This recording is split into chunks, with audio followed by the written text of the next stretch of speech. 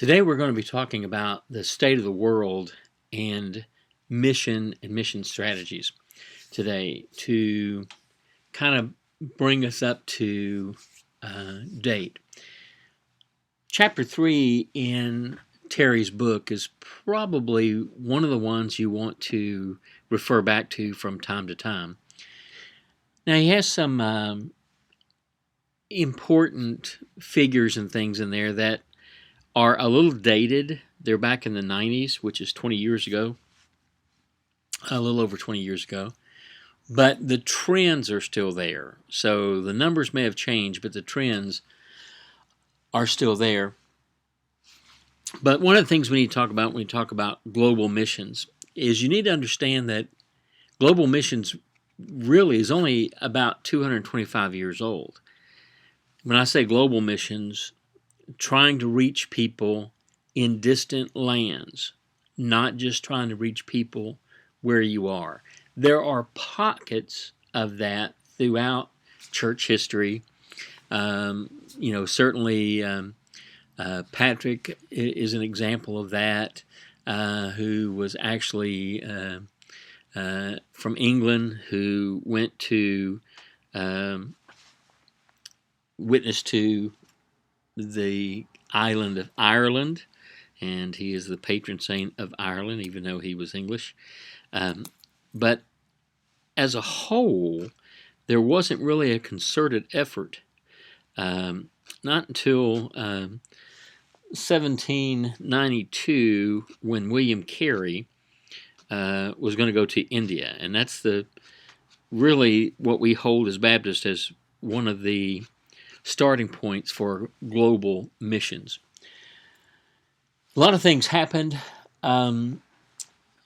Missionaries in what we call the two-thirds world weren't really sending out missionaries, so it was basically from America and Europe that we began to send world missionaries out. Obviously, that has changed over the years. After World War II, really, there was an economic boom and that catapulted missions. The war had opened up a global worldview to the previously isolated Western Christians.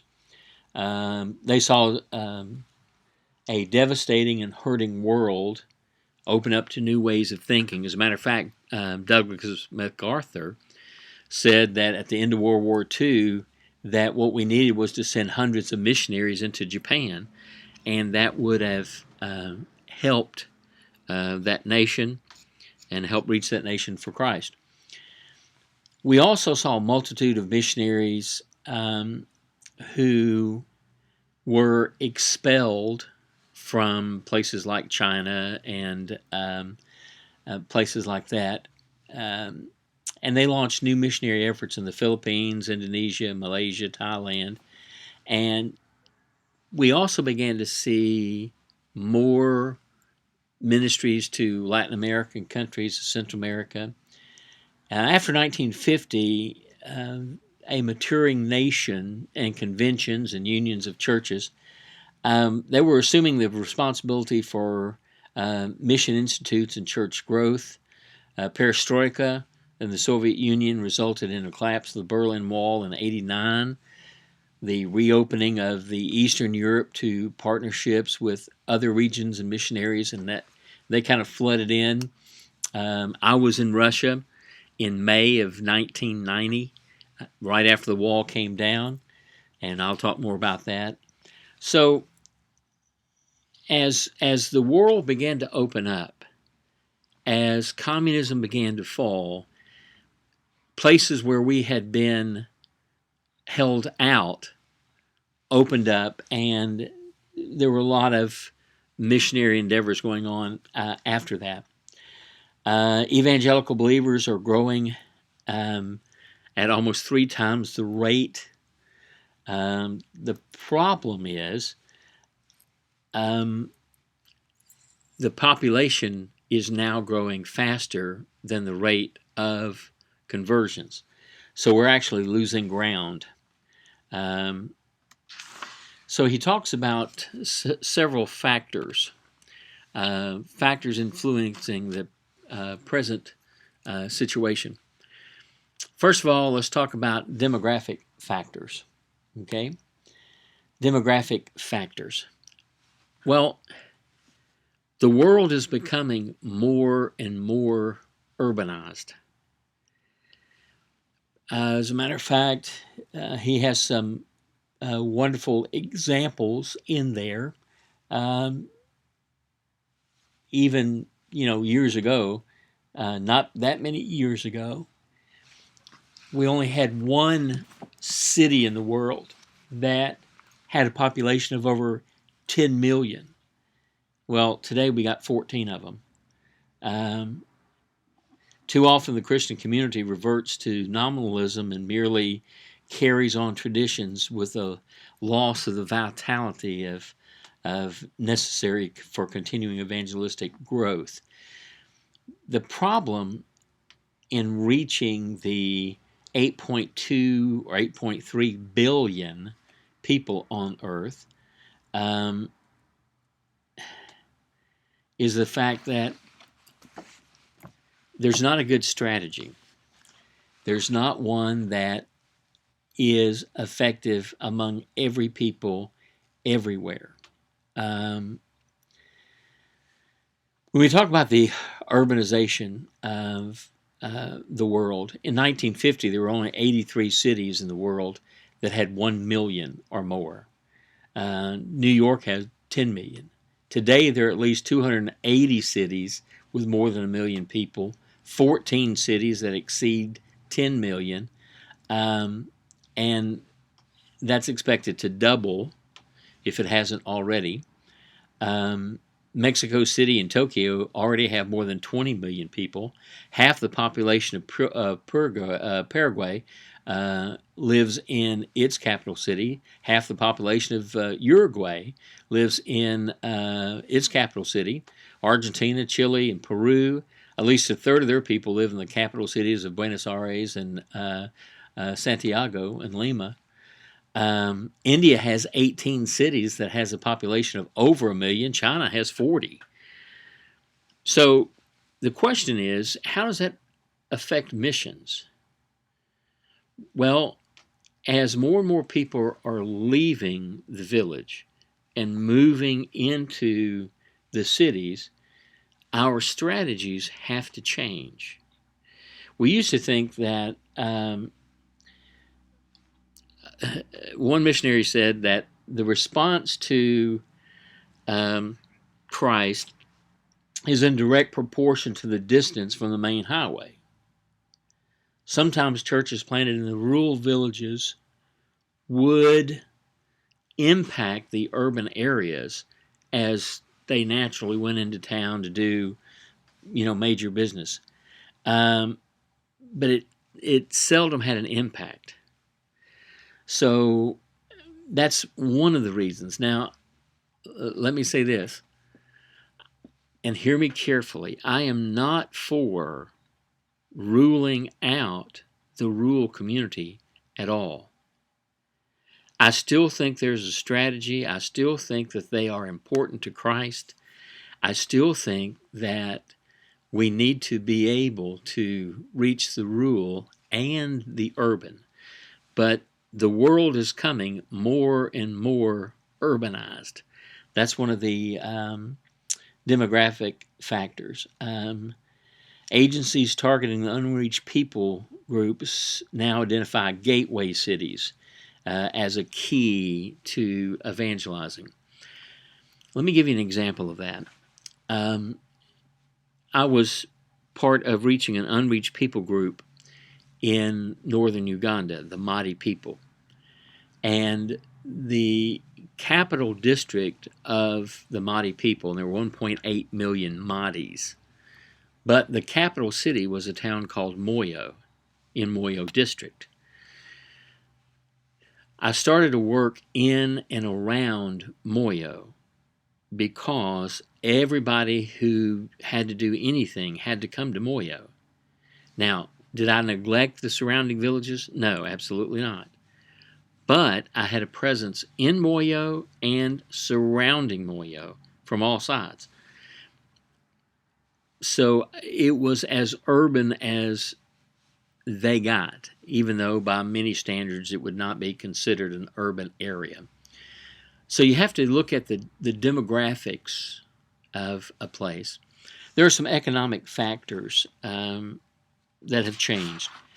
Because the world is more and more urbanized, after World War II, countries began to do more and more international trade.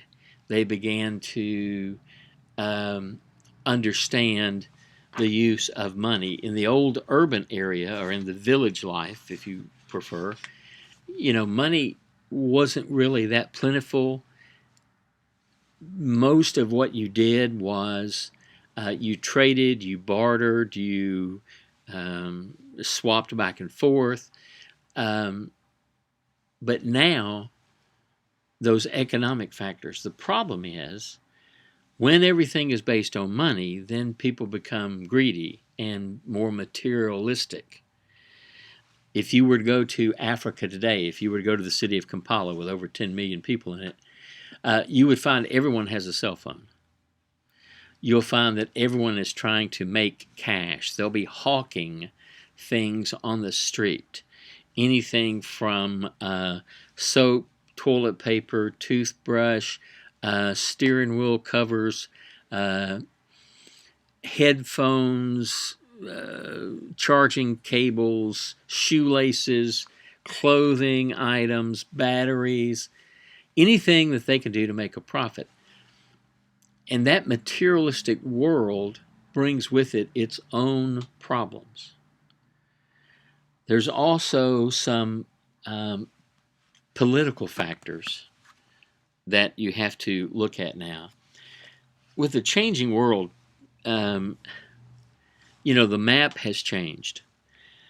For example, the former Soviet Union is now broken up into 15 different countries.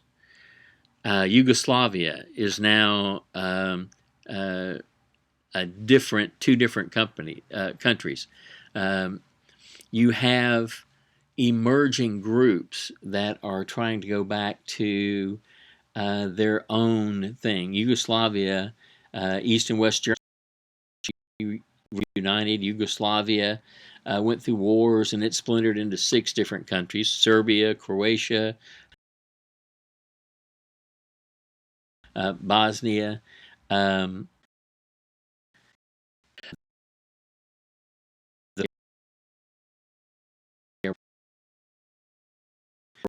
Or their own independent Kurdistan.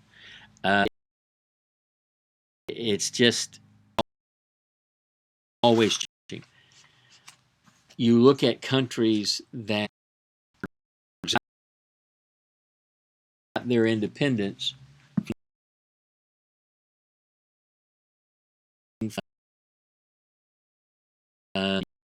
you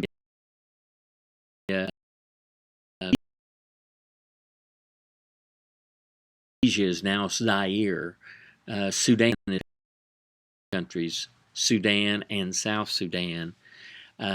Names are changing, and in some of those political situations, some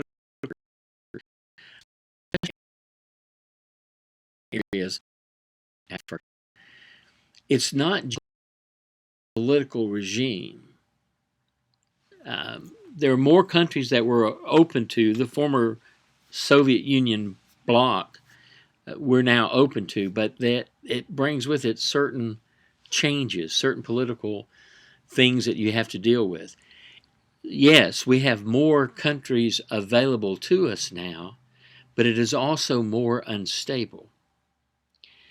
In looking at certain countries like Rwanda, where there's genocide between the Hutus and the Tutsis, as we see in Sudan, there are those genocide things. Missionaries are being pulled out from different places all over the world because it's no longer safe for them. You have to keep that in mind when you're looking at making a strategy to reach a place, you have to understand um, what the political situation is. For example, in Uganda, there's actually three forms of government that you have to deal with. One is the national government or the federal government. The second is the local government. And the local government has different levels, LC 1, 2, 3, 5. And LC 5 is like the governor. And even the president cannot remove an LC 5. But the third type government is the chieftain, the clans, the Kabaka. And he is the landlord of all the tribal land. So you have to understand, if you're going to set up a mission in a particular area, for example, in Uganda, you need to understand there's the Kabaka that you need to talk to, there's the local government you need to talk to, and then there's the central government you need to talk to, or the federal government. So you need to understand the political factors as it affects the mission field. Also, there are technological factors. With the change of technology, it has opened up many more avenues of ministry. As I said, you go in Africa, almost everyone, in especially the large cities, has a cell phone. Many have a computer. They have access to Wi-Fi. So there are ways to spread the gospel using those different technological factors that we didn't have before. Whether it's going to be a podcast or whether it's going to be a YouTube video, training sessions, all of those different things. You've got to bear those technological factors in mind. Some countries have a better system in place. Some countries may have a better internet network or Wi-Fi network than others. So if you're going to get into that type of ministry, you might look at the place where you can do some of that, where it can be more effective. There are some cultural factors that you have to consider, and cultures are changing, okay? Just like God called Abraham, to leave his home, Ur of the Chaldees, and go to a place that he would show him, you need to pray about where God would have you to go. You also need to be able to understand their culture. The definition that I read to you before is that every person has the opportunity to hear and understand in their own cultural context, which means you have to understand what the words you're using means in the culture that you're going to. For example, if you use the word sin among an Arab-speaking person, someone coming from a Muslim background, well, they don't see sin as always being a bad thing. So, but shame, however, shame is never good. Shame is always bad. So you kind of need to understand the cultural factors that are changing. The world is coming, and we're talking about the present state of missions. The world is coming more and more materialistic any country you go to. Cultures are adapting with that new philosophy, that new thought. So you need to bear that in mind. There are religious factors. How much of the old they're hanging on to? Again, I go back to sub-Saharan Africa. There's a push for the Kabakas to have more of a role in society based on the old religious beliefs. And they would say Kabakas are born, they're not made, they're not elected. You are a Kabaka because of your bloodline. So some of the religious factors, we've seen ecumenicalism and it hasn't worked. We've seen, the old orthodoxies that have fallen, and there is this kind of melting pot, kind of now. So be aware of those. Um, Now, we also want to look at trends that are in the present situation. There's a people group approach where you identify a people group, not necessarily a geographical region, but a people group. For example, I mentioned the Mahdi people. The Mahdi people, that tribe, that language, actually is in northern Uganda, southern South Sudan, and eastern Congo. So if you want to reach that people group, that language group, there are 3 different countries that you're actually dealing with. And the approach is trying to find inroads into that people group. Prayer as a strategy. And that's been very effective, but to be able to pray for a group of people, walk through their streets, and have the Holy Spirit show you the things that you need to see, and help give you a burden and a strategy. So that is a good strategy. There's a charismatic impact, and you'll see charismatic movements all over the world, and they gain because of the emotionalism, that emotional release. National leadership factors, you can read about that in Terry's book. The international factors, or international factors. And that is this across border lines. If you're dealing with an area like I did with the Mahdis, we border South Sudan. And we also border, on the other side, Congo. So trade issues and money issues and crossing the border issues. So all of those things play into the how you do your strategy. The ecumenical movement, we used to have common agreements because back in the early 1900s, they thought it would be better for the lost world not to see all these different denominations of Baptists and Presbyterians and Methodists. And so we kind of came up with agreements, you take this part, we'll take this part, and you take that other part over there. Well, yeah, that didn't work. As a matter of fact, it turned into institutions who began to meet social ministries, but did very little to proclaim the gospel. There's also been a proliferation of parachurch organizations that have moved in, and most of those are focused on one particular aspect.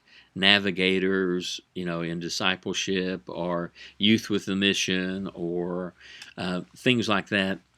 And there are many of those that are out there and are doing work. So that's now current in the world that wasn't there before when we were thinking about traditional missionaries. Partnering and networking.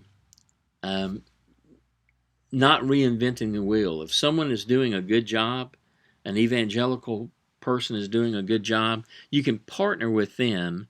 If they're doing a bang-up work in discipleship, then partner with them to do that, and you do the evangelism part. Or if they're doing great evangelism, see if you can hook up and do the discipleshiping part. Network together. You can accomplish more together than you can apart. We've also seen a large group of short-term missionary involvement. Never before have we seen the influx or the influence of short-termers. Now, let me say this about short-term involvement. First of all, I'm all for those 2-week mission trips, those short-term people coming, because, one, it exposes them to the field. Second, they will become a supporter either by prayer or a financial supporter. Both are wonderful. But third, it will also show the community where you're working that you are not alone, that you are a part of a Christian body who is earnestly seeking to help them and to encourage them. So I encourage short-term involvement. Yes, I understand. I've heard from many missionaries on the field who had a different point of view than I did. They always thought that they were inconvenient, too much work for too little um, help. But I don't see it that way, not at all. Now, we also see more relief and development work going on. For example, humanitarian efforts, send relief. We see food and clothing and medical supplies and these things coming in. Doctors Without Borders and those efforts. That's also part of this present situation. There's a lot of different work going on in a lot of different areas, and a missionary has resources that can help him if he understands how to work. Development, teaching teachers how to teach, teaching workers how to dig wells, anything in development. There are a lot of those factors that are going on. So the present situation pretends completing the task of the Great Commission. We are closer and closer in every nation around the world. We are able to penetrate with the gospel. The gospel is getting behind the bamboo curtain. The gospel is getting in behind the old iron curtain. Gospel tracts are getting in. Trans World Radio is getting in. Wycliffe Bible translators are doing great work. So there are a lot of things that are going on right now. So the present situation is, it's fluid, it's changing. But if we are creative and prayerful and listen to the Holy Spirit, then there are multitudes of opportunities for us to be personally involved in winning the world to Jesus Christ, to fulfilling the Great Commission. But we have to understand all these different factors are at play. And that's the present situation right now. It's a great time to be alive, even though the world is in flux and things are rapidly changing. It's a good time to be here to help fulfill the Great Commission. So I pray that you will look closely at missions and ask the Lord where He would have you serve. And say, as Abraham said, Lord, wherever you send me, I'll go and I'll follow you.